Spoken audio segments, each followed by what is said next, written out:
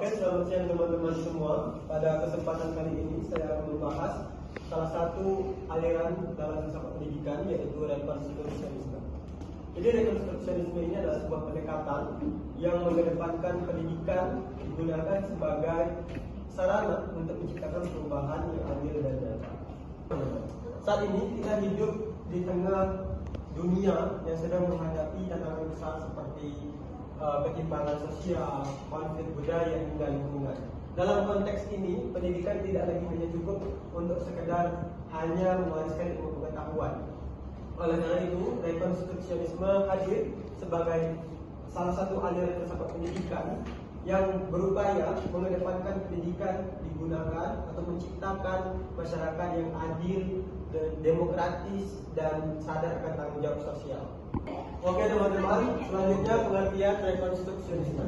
Jadi pengertiannya adalah rekonstruksionisme ini adalah aliran filsafat pendidikan yang mengedepankan atau menekankan bahwa pendidikan itu harus digunakan untuk merekonstruksi atau membangun kembali tatanan sosial. Jadi dalam konteks ini pendidikan seperti yang saya bilang tadi tidak lagi cukup hanya untuk mewariskan ilmu pengetahuan, tetapi juga pendidikan ini harus digunakan sebagai ruang untuk menciptakan perubahan yang nyata dalam masyarakat.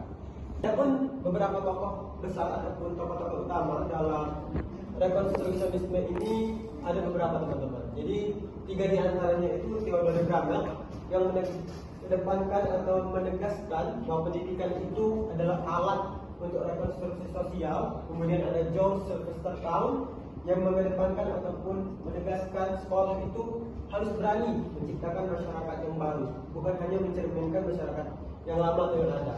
Kemudian ada Paulo Freire yang mengembangkan pedagogi kritis, kemudian juga menciptakan sebuah buku yang berjudul Pendidikan itu harus membebaskan, bukan menindas. Karakteristik rekonstruksionisme. Seperti yang saya bilang sebelumnya, pendidikan dianggap sebagai alat perubahan sosial.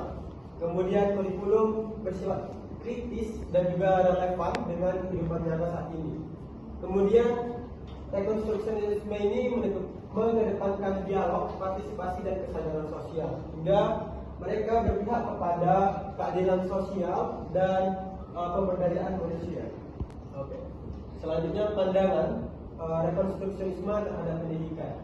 Jadi mereka menganggap pendidikan itu tidak netral, teman-teman. Maksudnya gimana? Jadi apa yang kita ajarkan, suasana, kemudian lingkungan yang kita ajarkan itu membentuk bagaimana masyarakat itu berpikir, teman-teman. Kemudian pendidikan bisa membebaskan atau mempertahankan ketimpangan. Dan juga menurut rekonstruksionisme, pendidikan harus mengembangkan kesadaran serta diri. Jadi mereka itu mampu melihat ketimpangan sosial ataupun ketidakadilan dan mengambil langkah nyata untuk menciptakan perubahan.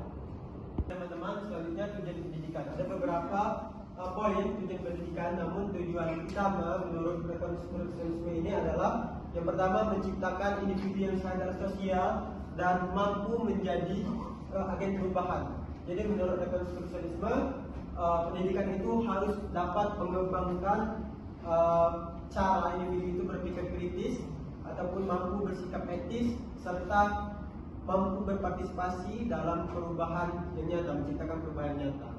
Oke. Selanjutnya conclusion. Jadi menurut rekonstruksionisme ini, pendidikan bukan hanya sekadar mencerdaskan kehidupan bangsa, tetapi juga menciptakan sesuatu perubahan yang mana itu dengan mengembangkan pola pikir kritis kita, kemudian dan sadar akan adanya ketimpangan sosial di masyarakat dan mampu merubah ataupun mampu berpartisipasi dalam perubahan itu. Oke. Saya rasa cukup penjelasan dari saya. Assalamualaikum warahmatullahi wabarakatuh. Assalamualaikum warahmatullahi wabarakatuh. Waalaikumsalam warahmatullahi wabarakatuh. Jadi saya di sini akan menjelaskan tentang aliran rekonstruksionisme dalam filsafat pendidikan. Kita mulai dari pengertian. Jadi apa sih rekonstruksionisme itu? Jadi rekonstruksionisme itu berasal dari bahasa Inggris, yaitu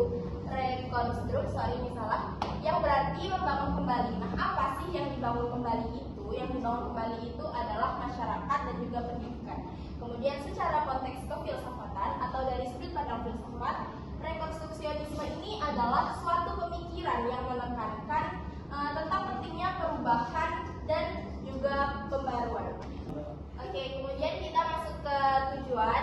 Jadi di sini ada 4 tujuan dari aliran rekonstruksionisme. Yang pertama yaitu membangun masyarakat yang adil dan sejahtera. Jadi pendidikan itu kan tidak hanya membuat seseorang pintar, melainkan juga seharusnya dapat membantu memperbaiki keadaan masyarakat supaya tidak ada lagi itu yang namanya ketidakadilan, kemiskinan dan sebagainya. Kemudian yang kedua ada meningkatkan karakter moral dan spiritual. Jadi pendidikan itu tidak hanya mengajarkan tentang ilmu pengetahuan saja, melainkan juga mengajarkan tentang moral-moral, nilai kebaikan seperti kejujuran, tanggung jawab dan lain sebagainya, sehingga nantinya siswa yang diajar itu tumbuh dengan sikap-sikap seperti tadi itu, kejujuran, kedisiplinan, tanggung jawab dan lain sebagainya. 3. Oke, kemudian adapun tokoh-tokoh dalam aliran rekonstruksionisme itu, saya di sini mengambil 3. Yang pertama itu adalah George Escal. Jadi beliau ini menulis dalam satu bukunya yaitu Then the School Built a New Social Order, yaitu bahwasanya pendidikan ini harus berani merekonstruksi tatanan sosial demi keadilan. Kemudian yang kedua di sini ada Harold Brook. Ia pernah berkontribusi dalam mendorong penggunaan kurikulum yang membahas masalah sosial agar siswa ini tumbuh menjadi warga negara yang sadar dan juga aktif. Kemudian yang terakhir ini ada Paulo Freire. Freire ini dikaitkan dengan rekonstruksionisme karena bagi Freire pendidikan itu adalah alat pembebasan dari penindasan. 3. Oke, terakhir kesimpulan. Jadi rekonstruksionisme ini dalam filsafat pendidikan sangatlah penting. Karena apa? Karena seperti yang saya jelaskan tadi, bahwasanya pendidikan ini tidaklah hanya memberikan ilmu pengetahuan, melainkan dapat menciptakan dan membantu generasi masyarakat untuk menjadi lebih baik di masa depan.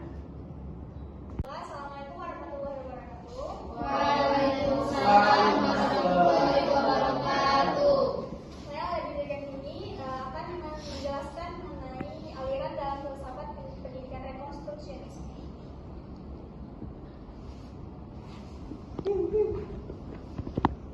Yang pertama yaitu pengertian aliran rekonstruksionisme. Menurut bahasa, rekonstruksionisme berasal dari rekonstruksi yang berarti menyusun kembali atau membangun kembali. Menurut istilah, rekonstruksionisme adalah aliran filsafat pendidikan yang berupaya menopang tatanan pendidikan lama dan membangun tatanan baru yang lebih sesuai dengan kebutuhan masyarakat modern. Lalu ada juga lahirnya aliran ini diawali dengan krisis budaya modern. Jadi singkatnya pengertian aliran rekonstruksionisme yaitu dalam dunia pendidikan adalah modernisasi dan penataan ulang upaya manusia untuk mengembangkan diri menjadi lebih baik. Lalu ada tujuan aliran rekonstruksionisme. Yang pertama yaitu mengembangkan kesadaran siswa terhadap masalah ekonomi, sosial, dan politik. Lalu yang kedua yaitu membentuk keterampilan siswa dalam memecahkan masalah yang ada pada tujuan pertama, yaitu masalah ekonomi, sosial, dan politik. Yang ketiga yaitu menciptakan pendidikan yang mengikuti zaman. Kalau dulu kita menggunakan kurikulum KTSP, kalau sekarang itu contohnya kurikulum Merdeka. Lalu yang keempat ada membangun generasi yang lebih baik melalui pendidikan. Di sini ada tokoh aliran rekonstruksionisme dan kontribusinya. Saya hanya mengambil 2. Yang pertama itu George Sylvester Couch. Couch lahir pada 9 Desember tahun 1889 di Baldwin City, Kansas, Amerika Serikat. Nah, kontribusinya yaitu menekankan peran pendidikan dalam perubahan sosial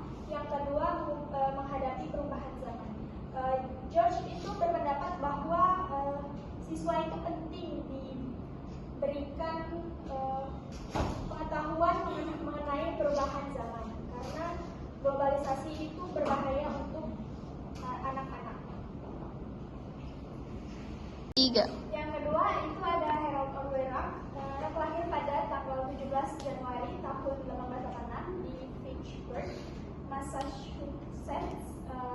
Ada kontribusinya yang pertama yaitu membangun masyarakat baru dan mengadopsi pendekatan.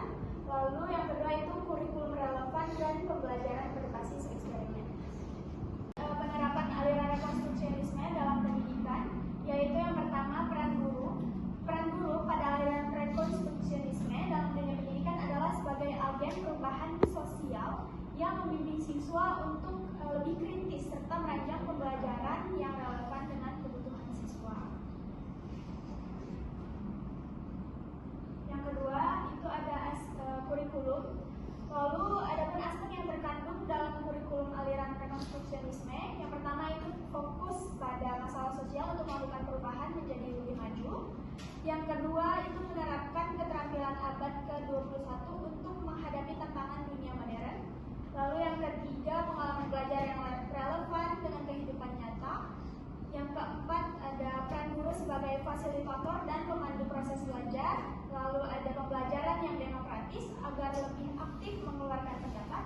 Dan yang terakhir yaitu evaluasi berkelanjutan yang berfungsi agar siswa terus belajar dan tidak hanya fokus pada hasil akhir. Pembelajaran rekonstruksionisme itu bersifat aktif dan kolaboratif. Jadi siswa itu terlibat dalam proses pembelajaran yang berpusat pada diri sendiri untuk membangun pengetahuan, pengalaman, dan keterampilan baru. Ya, di Indonesia itu saat ini disebut kurikulum merdeka. Yang keempat ada contoh penerapannya. Rekonstruksionisme dapat diterapkan dalam berbagai mata pelajaran seperti sejarah, sosiologi, politik, dan ekonomi. Baiklah, slide terakhirnya merupakan kesimpulan. Jadi, kesimpulan pada presentasi saya hari ini yaitu rekonstruksionisme sebagai aliran filsafat pendidikan menawarkan pendekatan yang progresif dan responsif terhadap perubahan zaman. Dengan menjadikan pendidikan sebagai alat rekonstruksi sosial, aliran ini berupaya menciptakan